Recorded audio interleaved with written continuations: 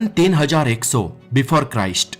इस समय प्राचीन इजिप्ट यानी कि मिस्र के कस्बी मजदूरों को नेचुरल रूप से मिलने वाले गोल्ड को क्लीन करके भट्टी में पिघालकर उसे ठंडा करने का जो काम मिला था उसे आज 5000 साल हो चुके हैं। और इन 5 मिलेनियम के दौरान मानव जात ने कुल मिलाकर करीब 1,25,000 टन सोने को पृथ्वी से खोद निकाला है।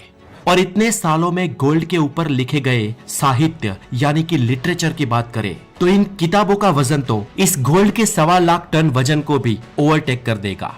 गोल्ड नाम की इस धातु के भूस्तर शास्त्रीय, रासायनिक, अर्थशास्त्रीय, टेक्नोलॉजिकल, ऐतिहासिक, सामाजिक और औद्योगिक इतने सारे फैक्टर्स हैं कि सबके बारे में तो सब जानना पॉसिबल ही नहीं है। लेकिन इस वीडियो में टू द पॉइंट हम गोल्ड के कुछ फैक्टर्स के बारे में बात करेंगे, जिसे जानने के बाद आप गोल्ड का इतिहास, वर्तमान, भविष्य, भूगोल, रासायनिक, टेक्नोलॉजिकल, सामाजिक सभी फैक्टर्स को समझ जाओगे। तो सबसे पहले बात करते हैं सोने के भूस्तर शास्त्रीय फैक्टर की यानी कि जियोलॉजी की। तो जैसे मैंने आगे बताया, करीब 5000 साल पहले एक बड़े पैमाने पर इजिप्ट के हुनरबाजों को पृथ्वी की खदानों में से गोल्ड हाथ लगा और इसके बाद ये गोल्ड मानव सभ्यता के हस्तक गया। पृथ्वी के गर्भ से बड़े पैमाने पर गोल्ड को हासिल करने वाली ये घटना हैरत अंगेज थी। ये एक अकस्मात था, एक सुखद अकस्मात, मानो कोई जैकपॉट हाथ लग गया हो, क्योंकि पृथ्वी से इतनी सारी मात्रा में सोना हाथ लगना कोई आम बात नहीं थी। इनफैक्ट सोना पृथ्वी का है ही नहीं, पृथ्वी पर सोना कहीं और से आया है, क्योंकि पृथ्वी की जियोलॉजी, पृथ्वी का नेचर गोल्ड के अनुरूप नहीं है। तो अब सवाल है कि आखिर पृथ्वी पर सोना आया कहां से? तो दोस्तों, आज हम पृथ्वी पर जितना भी सोना देखते हैं वो हमेशा से पृथ्वी पर नहीं था। ब्रह्मांड में कहीं पर भी गोल्ड दरअसल सुपरनोवा न्यूक्लियोसिंथेसिस से बनता है। मतलब कि मानो कि जो प्योर सोना होता है वो किसी मरे हुए तारे का मलबा होता है, और पृथ्वी पर जो गोल्ड पाया जाता है वो हमें अरबों साल पहले हुई, यानी कि पृथ्वी की शुरुआत में ही हुई उल्का वर्षा के कारण मिला है।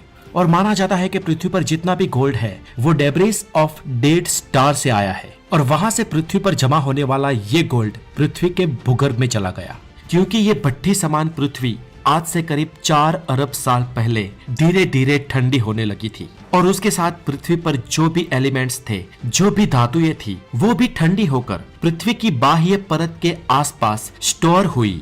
अब पृथ्वी के बाह्य सतह का घनत्व पर घन सेंटीमीटर 2.6 ग्राम है, जिस वजह से एल्यूमिनियम, मैग्नीशियम, पोटेशियम, सोडियम और कैल्शियम जैसे तत्व पृथ्वी की ऊपरी सतह पर उभर कर आए, क्योंकि ये तत्व हल्के थे। बाकी लोहा, शीशा, तांबा, मर्क्यूरी और प्लेटिनियम जैसी भारी धातुएं अपने अणुभार के मुताबिक पृथ्वी के आंतरिक पेटाल में चली गई, जिसमें गोल्ड भी एक थी।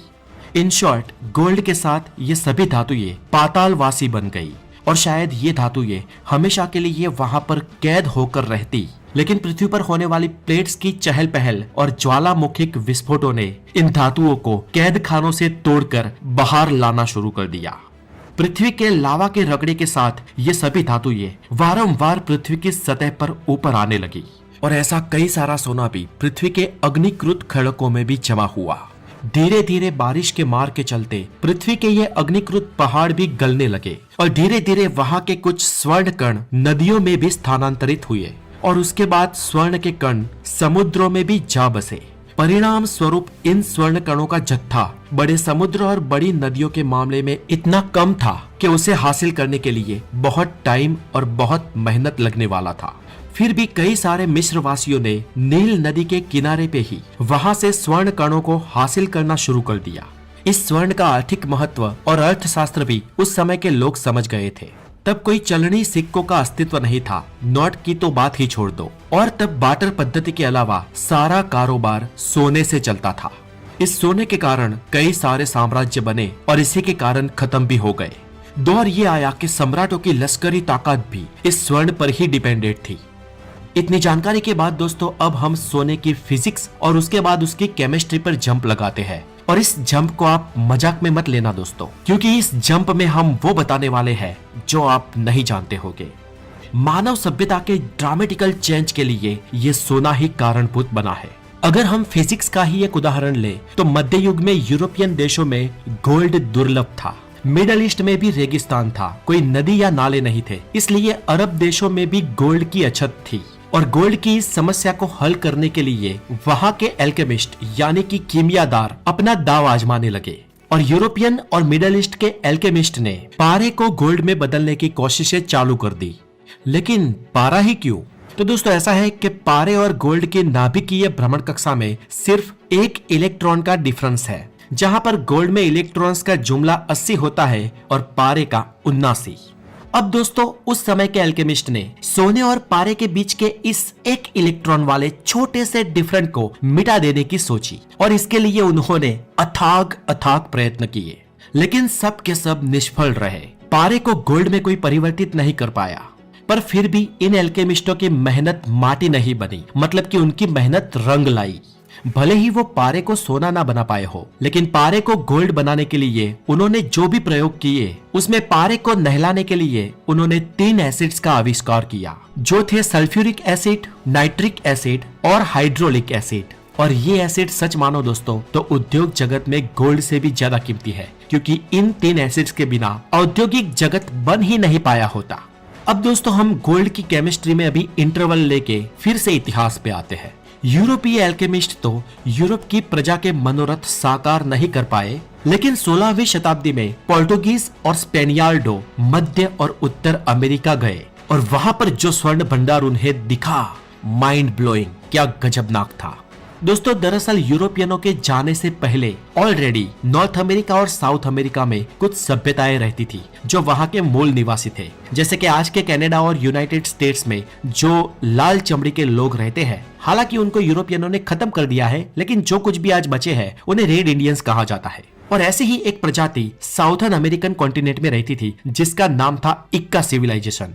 अब दोस्तों ये इक्का सिविलाइजेशन जो हजारों सालों से डेवलप्ड हुई थी, उस जगह पर सिर्फ सोना ही सोना मिलता था। वहां के भूभाग की जमीनी रचना ही ऐसी थी कि ज्वालामुखों से सबसे ज्यादा सोने का भंडार वहां पर आया था। हालांकि लोहा वहां पर नहीं था और इक्का सभ्यता के लोग ये भी नहीं जानते थे कि लोहा होता क्या है, इसलिए इक्का सभ्यता के लोग हर चीज में सोना घुसेड़ देते थे। इतना था उनके पास सोना, मानो कि वो लोग कोई कील भी बनाते थे तो कील भी सोने की होती थी और उसे ठोकने वाली हथौड़ी भी लकड़ी और सोने से बनी होती थी।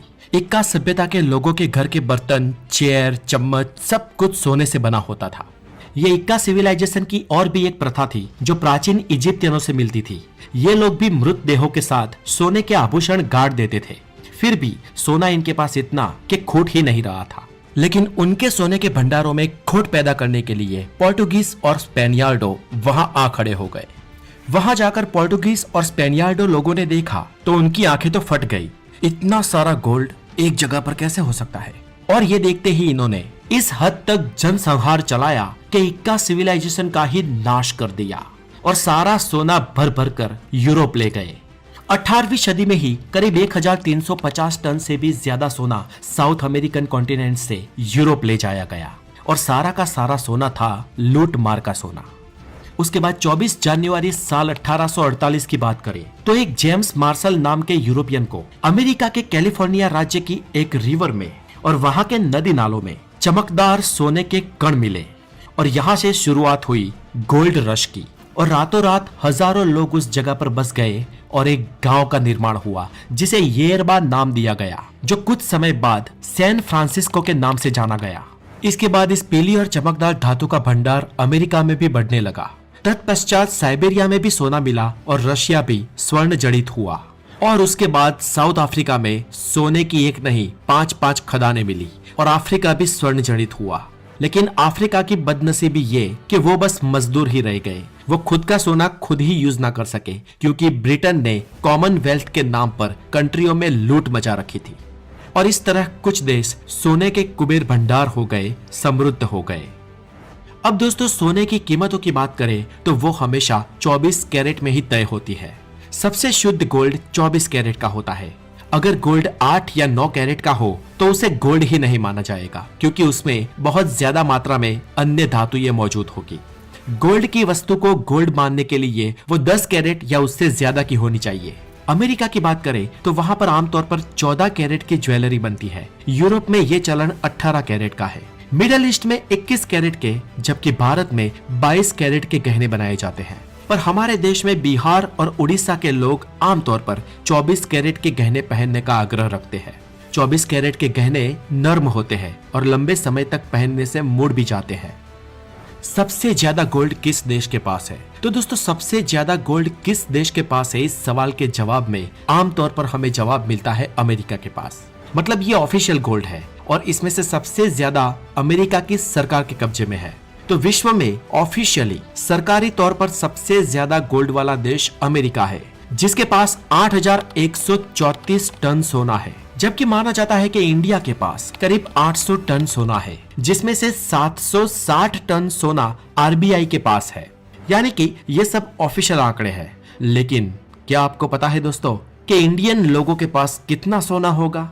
सरकारी तिजोरी नहीं, लेकिन आम जनता के प्रिजर्व भंडार की बात की जाए तो दुनिया में कोई भी देश हमारे आगे नहीं टिक पाएगा।